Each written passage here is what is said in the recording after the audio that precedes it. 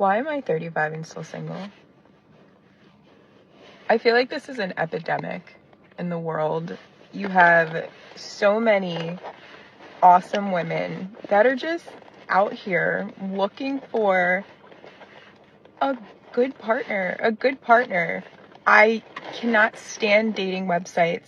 Me and my cousin, who is about 9.5 years younger than me, downloaded Hinge on a pop the balloon night just for fun. And when I say matched with a few people, but literally deleted it within 48 hours because I just couldn't deal.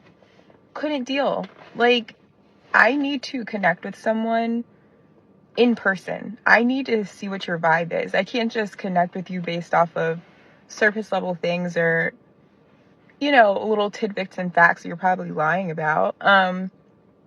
Yeah, I just feel like society has just taken a turn. Social media, although it's a blessing in a lot of ways, I feel like it's a curse because everybody is so accessible and nobody's willing to commit to one person or work on anything or kind of like fight through anything because, I'll just move on to the next one. Here's a woman who doesn't have her standards as high or, will turn a blind eye to certain things. And it's just not fair. It's not fair. So I know if I'm willing to be committed, loyal, dedicated, and really pour into a person, there has to be at least one other person out there that has the same morals and values. But I just don't get it. If people relate to this, it could, transpire into something, good conversation, support, all this kind of stuff. But for the people that are 35, probably more so women, 35 plus, who, they're just like content being single. How? I am 37 and I have definitely struggled in the dating world. I haven't been in a long-term relationship in quite some time, about 5 or so years.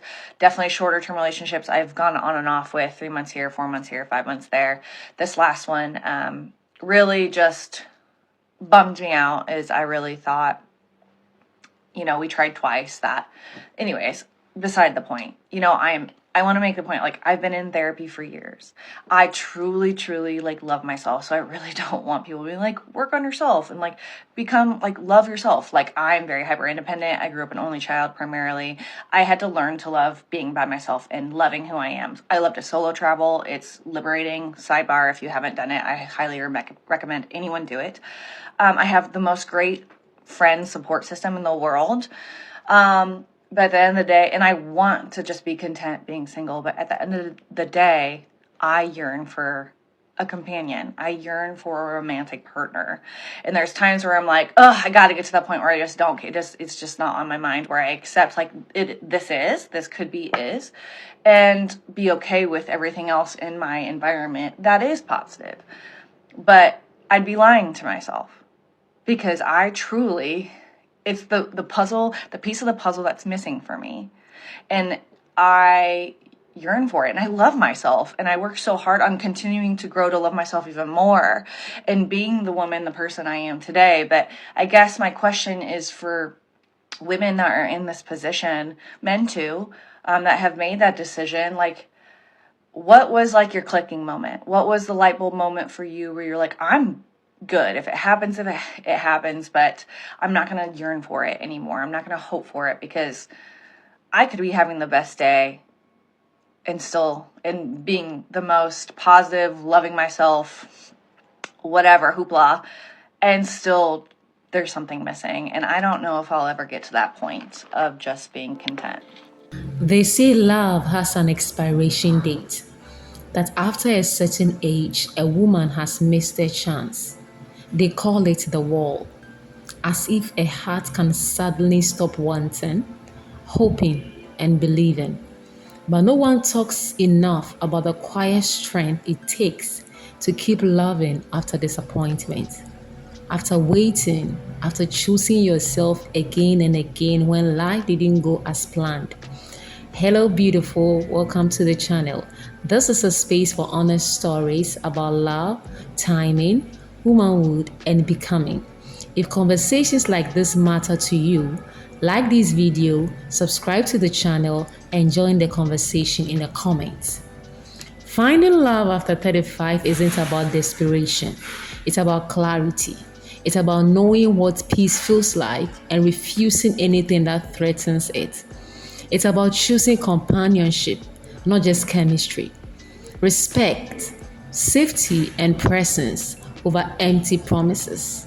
In this video, you will hear from women who were told it was too late, yet they chose to believe otherwise. Men are right when they said women hit the wall at 35. You see, the darkest part of the morning happened before sunrise. Because when you're trying to manifest something or when you're about to have a breakthrough, you hit the wall. A lot of people give up, a lot of people fumble, and because they give up, they don't get to see what's over there on the other side. So when a woman is 35, she hits the wall because that's the point in her life where she's about to go into a new cycle, into the wisdom cycle, where she's going to really connect with who she is, where she's not going to put up with any more nonsense. She's going to drop people out of her life that no longer deserve to be in her life. She's going to connect to the inner wisdom within her. It's like her intuition is going to be activated. She is going to say and do whatever is on her mind, and she is going to start living for her and not everybody else around her.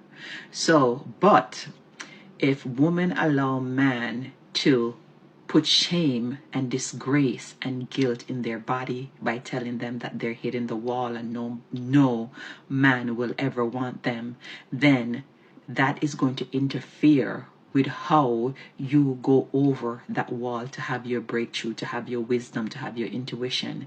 Because shame and guilt is a weight and a burden, and it does something to your body. It does something to your intuition. It does something to your wisdom.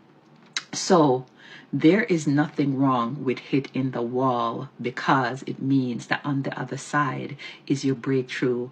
On the other side is your blessing. On the other side is your wisdom. On the other side is your abundance. On the other side is your prosperity. So if you reach the wall, open your heart to love. Let go of fear, guilt, and shame. All right? So when they say at 35 you're hitting the wall, say thank you, because on the other side will be my breakthrough. Women over 35 have hit the wall. This is true and untrue at the same time, and let me explain why I say this, okay? For my professional expertise, I have worked with hundreds of women, and I have worked with a lot of women over the age of 35. Now, there's a group of those women who have absolutely no issues with dating. No issues with encountering men who want to be with them, who want to commit to them, who want to be serious about them. Then you have another group of women who have a very difficult time with those exact same things. Now, I want y'all to remember that. The thing that young women have on their side is youth. So women in their early 20s, mid 20s, you know what I'm saying? Even like this 20s period, but especially like the early and mid. They are young. They're supple, right? They're impressionable, right?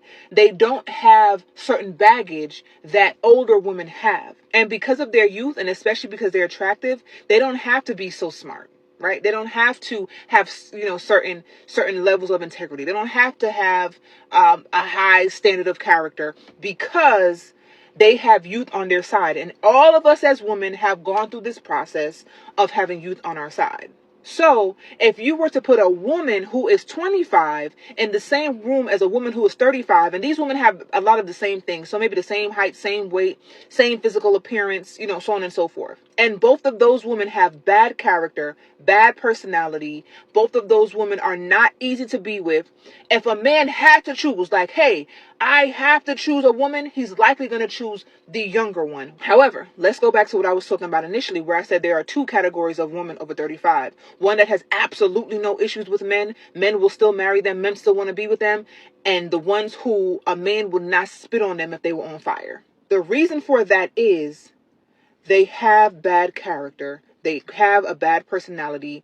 They don't have the wisdom. They don't have the intellect. They don't have the things that they should have at their age. They make life hard, not just for themselves, but the people around them. Then we want to add the fact that they are out of their prime. They're out of the typical baby making ages. So yes, women in that category have hit the wall. But the women in the category who know themselves, who take care of themselves, who don't have bad character, who's a pleasure to be around, who don't take nobody's shit, but also is respectful, those women over 35 will never have a problem. Men will still gravitate towards them because a man over 35, if he's a high caliber man, he typically doesn't want a younger woman because she does not have the wisdom, she does not have the life experience or the conversation that would even excite him, that is even something he'd be interested in. So ladies, if you're over 35 and you don't want to hit the wall, be a better person.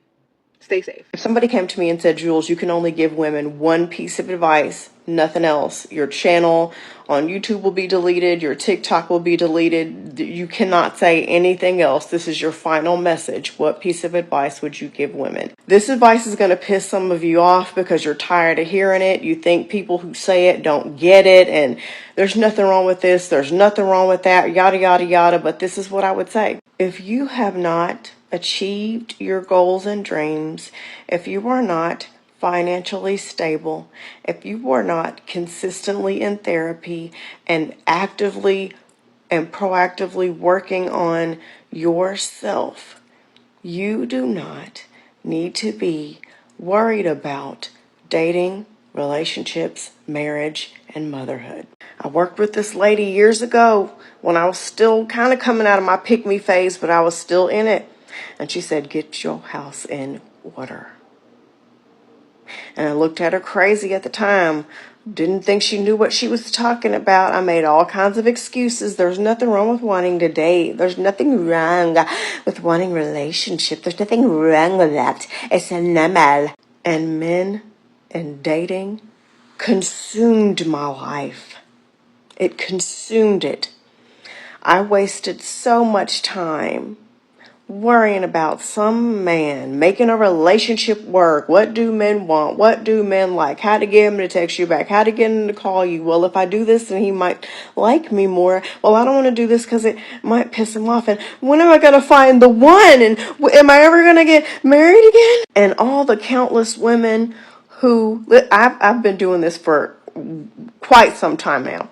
And all the women who have reached out to me who thought they met the man of their dreams, they got married, they quit their jobs, they got out of school, they gave up everything to raise the kids, and then the man just left them one day or cheated on them and they were left with nothing. Chase that dream of becoming an actress. Move to that city or state or country that you have always wanted to move to. Get your dream house. Get your dream apartment. Get your credit straight. Get that money saved. Go on that fitness journey. Do that thing. Take up that hobby. Don't fall for the lie that there's this race against this clock. And you have to get married before 26 and you have to do this before 25 and you got to do this before 30. No, don't. Getting yourself in order and taken care of is the best gift that you can give to any child that you are thinking about having. It's the best gift that you can give someone that you are in a relationship with. And it puts you in the mindset of if you get with that person and they start fucking up, you're like, you know what? I didn't mind being single. I enjoyed that. So I will be single again before I allow you to mistreat me. And do not listen to the exception to the rule people who were like, well, I gave up my dreams and me and my partner have been married for 25 years. Going strong. Most of them are lying. Most of them are describing a situation where they are just coexisting with a man as a happy situation. Most of them are describing happy, but what they're really talking about is the person just stayed. They just stayed. Nobody was willing to file for divorce. Live your life as if you will not be the exception. And statistically, you won't be. You will get into a relationship statistically, and you will not be treated right. Statistically, women are more likely to just settle for the sake of getting married and popping out some children. I've said this before, and I fucking said what I said, and I will gladly fight you on it because I was raised in the South and spent a lot of my young adulthood in Jersey, so I am that girl. I will tussle with you and I will win. Live your life as if marriage and babies are not on the table. Chase your dreams. Get yourself and your life in order. If you're over 30 and scared that you may not find love, then let me share with you how I went from single at 33 to married at 35. So the first thing I had to do was I had to identify my block. What was it that kept blocking me from attracting real, committed, consistent love? And instead kept me in this cycle of pursuing guys that weren't really interested. And once I understood that, honestly, it got easy. Because number 2 then was to cut the bullshit. No more entertaining men that met these old behavior patterns of mine, meaning they made me anxious and they felt very uncertain about the relationship. And instead, I had to commit to myself 100% to only pursue men that were the opposite. So if I was writing essays in my notes app about this person, it meant he wasn't for me. And number 3 was probably the most important one for me, which is that I had to turn off all the outside noise, meaning I needed to take a social media fast and make sure that I wasn't listening to everybody and all their opinions on the internet, but that I was tuned in to only God and my intuition. And that's it. Those were the 3 things I did to go from single at 33 to married at 35. I hope it helps someone. Over the age of 35 and you're still single and marriage is still on your bingo card, I need you to start looking for a divorcee, but not any divorcee, an upcycled husband. And I've talked about this before here on my channel, but I don't think all divorcees are created equal. We have the recycled husbands, they are divorced and they'll get married again and they'll make the same mistake time and time and time and time again. The upcycled husband is the husband that's learned from his mistakes. He doesn't trash his ex-wife. He acknowledges his contribution to the demise of the relationship. He sees where he can do better and is willing to do that better this time around. People always get mad, but second wives live the best lives. And I am saying that from experience as a proud second wife. And you know what? This was always my lane. The first wife works really hard. She puts in the sweat equity. She's usually with him and has married him before he has reached his financial peak and prime. And a lot of first wives get mad at second wives because they see us living the better life. But it's not even their fault. They just got with the man before he really came into himself. And most men don't hit their financial stride or real level of maturity until somewhere around 40, give or take a few years. So rather than being that first wife who's the training wheels wife sometimes, okay, some of you all are forever wives, okay, I get that, but we're talking about divorcees now, okay? Just understand that divorcees don't necessarily always come with the baggage that you think. A professional bachelor is more of a threat to you. The man who's over 40, never had children, has never been married, has only had professional girlfriends for 5, 10, 6 years, 10 years or more. He's never been married before. I know you think that he has less drama and baggage, but he's actually the one full of baggage and drama. Avoid him at all costs, and please consider an upcycled husband. At this salon that I used to work at, I was trying to build a clientele, and I told the receptionist to put any appointments on my book that she could put on there. So one day I had this elderly couple come in, and the husband had booked a shampoo and set for his wife. So they come in my room, he helps her to my chair, and he starts explaining to me how she likes her hair fixed. And she asks where she's at. She asked me my name. She says, "Have we met before?" And I told her no. And then she said, "Are you going to make me blonde again?" And I said, "No, not today. I'm going to wash your hair and curl it for you." And she said, "Oh, okay, that's good." And so we go through the motions. I get the rollers in her hair. I put her under the dryer. And then her husband tells me that she has dementia. And so he said, "I would like to bring her every week if that's okay, but she's probably not going to remember you." And I said, "That's fine." I thought it was really sad, but also really sweet that he was taking his wife to the salon. So this goes on for a really long time. He brings her every week. She never remembers me.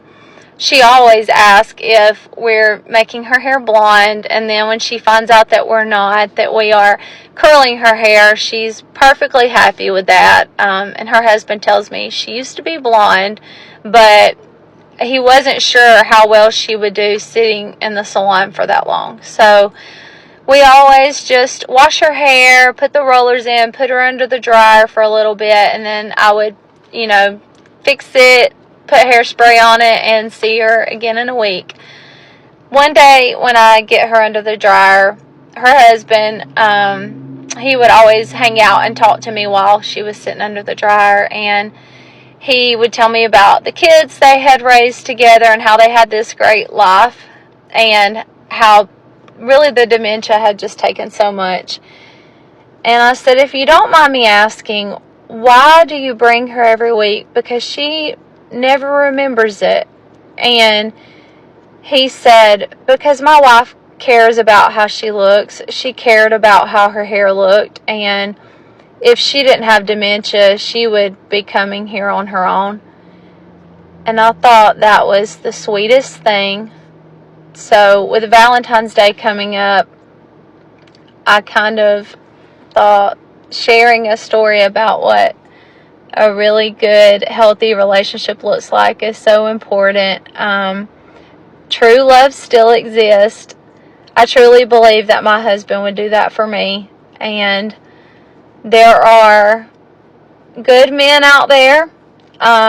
If you're in a relationship and it's not good, get out of it. Life is too short. And you could be laughing and spending your best years with your best friend, or you can spend these years crying and wishing you had a good man. So don't settle, because there are men out there that will take care of you and do things for you because it brings them joy to know that it would make you happy. Society makes it sound harder. The dating pool feels smaller. The pressure can be loud, but so is the wisdom that comes with time. So is the self awareness. So is the courage it takes to still open your heart after everything you've learned. These stories are not about settling, they are about choosing better, about recognizing love when it arrives, not as chaos, but as peace, not as fear, but as home. If this video spoke to you, share your thoughts in the comments. Your story might be exactly what another woman needs to hear. And if you want more conversations like this, don't forget to like, subscribe, and share. Remember this: love does not run on a clock. You are not behind, and your life is not over because it didn't happen early. Sometimes love finds you when you finally know who you are.